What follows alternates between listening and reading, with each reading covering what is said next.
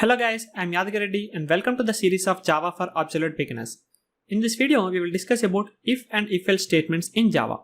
So these statements are called as decision-making statements or conditional statements. So generally in Java, we have three types of decision-making statements. Those are if, if-else and switch. So in this video, we will mainly focus on the if and if-else only. So we will discuss about switch condition in our next video. So first, what is the purpose of this if and if-else statements actually?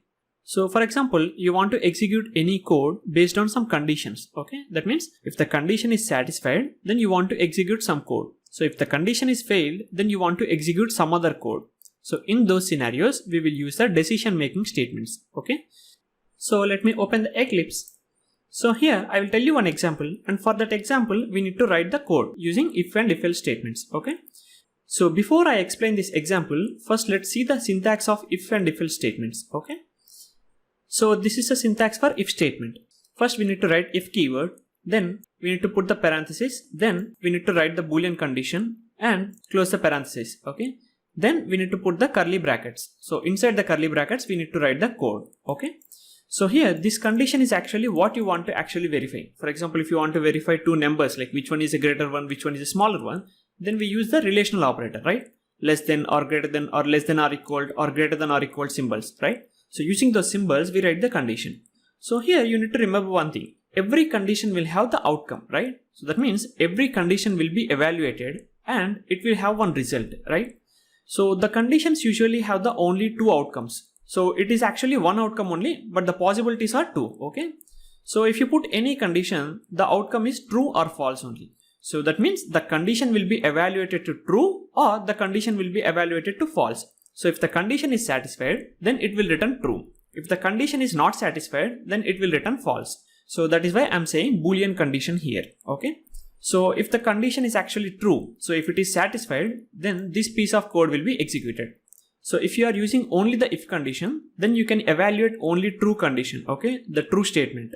So here I'm not handling the false statements, right? So if the condition is actually true, then we are executing this code. But if the condition is false, then we are not doing anything, right? So for that purpose, we are going to use the else block. So here we need to write the code, okay? So for example, if this statement is returning true, then this block of code will be executed, which is immediately after if. So that we call it as a if block, okay? Then if this condition is actually returning false, then the else block will be executed, okay? So you need to write the else block after the if block. Okay, so here the if block is completed, right? So here I'm writing else block and here we need to use this curly brackets, okay? So here also again same thing. So inside the curly brackets we write the code. So this code will be executed when this condition is actually returning false, okay? So if this condition is evaluated to false, then this else block will be executed. So this is about if else statement, okay? So again we have one more thing. So for example here, I have verified only one condition, right? So for every condition, you have two outcomes, true and false. So when it is returning true, you will execute this code. And if it is returning false, you will execute this code, okay? But if you want to combine more than one condition, then what you will do? So I don't want to combine the conditions inside one statement only, but I want to verify more than one value. So that means, for example, I want to verify whether the value is greater than 0 or less than 0 or 0. So here I have three possibilities, right? So if I want to execute these kind of scenarios, I need to have more than one condition, right? So one is to verify whether it is greater than 0 or less than 0, and other one is to verify whether it is equal to 0 or not. So in those scenarios, we have to combine the conditions. So how do we combine the conditions here? We have to write else if statement. So here I need to put the condition again.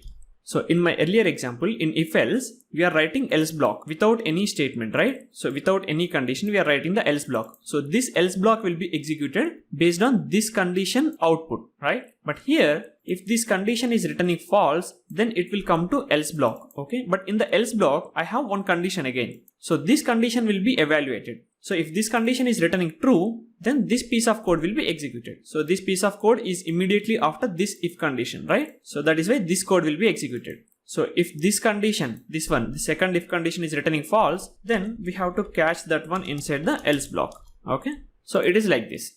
So if you have only one condition, you can use if or if else. But if you have more than one condition, you have to use the else if also, okay?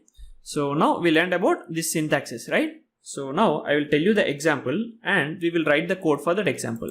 So here the example is a student is trying to get an admission in a college, but the college actually conducted one entrance exam. So based on the entrance exam scores, the college is providing the admission. So if the student gets more than the cutoff score, then he is eligible to take the admission. So if the student gets exactly the cutoff score, then he is in the waiting list. Okay, he is not confirmed, but he is in the waiting list. And if the student gets less than the cutoff score, then he is rejected. Okay, so that means he is not eligible to take the admission. So here I have three conditions actually. That means three outcomes, three possibilities. So I cannot use only a single statement, right? Single if condition. So I need to use more than one condition here, right? So first let's define the variables here. So I will say first one as secured marks. So student also got some marks, right? So let me take this as 50 for example. Then the university declared some cutoff score, right? So we have cutoff score as for example 35. Okay. So now I want to verify whether he is eligible or ineligible or waiting list. So first what I will do, I will verify the eligible condition. Okay. It is like a positive one, right? So first I will write the condition cutoff score less than secured marks. Okay. So that means if the candidate gets more than the cutoff score, what you want to do? You want to just print that he is an eligible candidate. So I will write a simple statement saying that he is eligible. Okay. So next, if this condition is returning false, then we have two possibilities, right? Maybe he is getting less than the cutoff score, or maybe he is getting exactly the cutoff score, right? So first I will write one more condition here. So if I write only the else block, then I can catch only one possibility here, right? But I want to catch two possibilities. So that is why I will use else if. Okay. So I will verify whether the score is actually equal to secured marks or not. Okay. So now one more condition is evaluated. So if it is exactly the secured marks, then the student is in the waiting list. Okay. And if this statement is also false, then that means he is ineligible, right? Why? Because he is not getting more than cutoff score and he is not getting exactly the cutoff score. The obvious one is he is getting the less than cutoff score, right? So that I will write here. Else, so insert this, ineligible.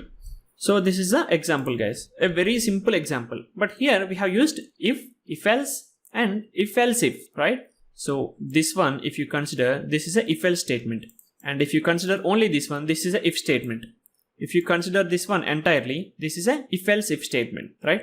So we have covered almost everything. So everything inside the if condition, right? So this is how we basically use the conditions. So first let's execute this with different combinations. So now I have given the secured marks as 50, right? So I will execute this. So now it is saying eligible, right? Why? Because he is getting more than the cutoff score. Okay. So let me make it as 25. In this scenario, he is getting less than the cutoff score, right? That means he should be ineligible. Now you see in the console, it is printing as ineligible, right? So if I make this one as 35, so what happens? It says he is in the waiting list. Okay. So now we were able to verify all the three conditions, right? I mean, all the three possibilities with two conditions here, right? So that is about this program, guys. So here we have seen if else, if, right? So I hope you understand the if else statements here in this video. So in my next video, we will discuss about switch statement. So that is for this video, guys. I hope you enjoy this video. If you have any doubts or if you are facing any issues while writing this program, please let me know in the comment section below. Thank you for watching. Bye bye.